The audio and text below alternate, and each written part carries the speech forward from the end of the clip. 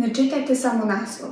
Činjenica je da se većina dezinformacija širi upravo tim površnim čitanjem, samo naslova, a ne i cijelog članka.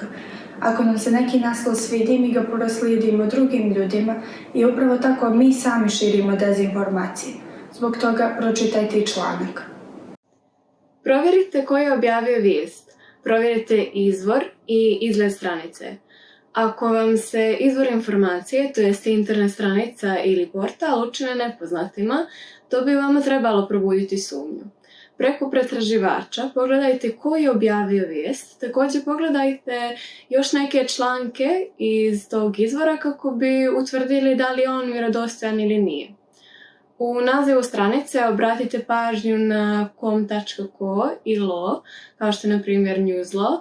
Također obratite pažnju da li se u imenu stranice nalaze riječi kao što su WordPress ili Blogger, zato što je u tom slučaju riječ o ličnom blogu, to je stavu pojedinca, ne neke medijske organizacije, ustanove ili izdavačke kuće. Još jedan važan element kod lažnih vijesti je da prenose neku staru vijest, a ljude navode na pomisao da se to događa baš sada. Provjerom datuma i vremena objave izuzetno brzo možemo otkriti je li riječ o recikliranoj vijesti i na taj način spriječiti dovođenje u zabludu i drugih osoba. Provjeri ko je autor. Jednostavnom provjerom autora teksta možete saznati dosta o izvoru vijesti. Pročitajte tekstove koje je autor ranije napisao jer vam oni govore o tome da li je autor vjerodostojan i da li je ranije dovodio publiku u zabludu.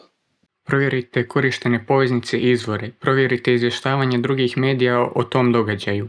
Nedostatak poveznica ili izostavljanje izvora jasan su znak upozorenja na lažnu vijest. No vodite računa i o drugoj strani medalje. Naime, lažni internetski portali često znaju navoditi veliki broj poveznica koje nas vode do obmanjujućih ili lažnih informacija. Ako je riječ o istinitovom sadržaju, navedeni će događaj ili informaciju prenijeti drugi mediji.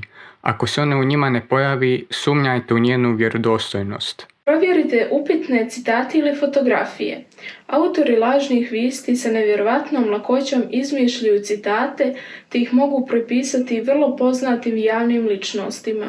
Vrlo lako uzmu fotografiju s nekog ranijeg događaja i samo je objave u svoju lažnu vijest.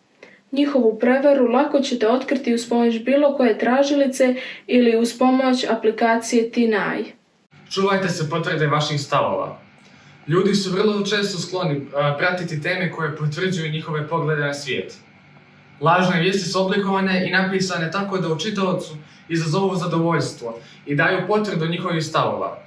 Zato je puno važnije provjeriti temelji li se vijest na činjenicama, nego je podijeliti s drugima samo zato što potvrđuje određenu stranu, argument ili političko uvjerenje koje je vama blisko.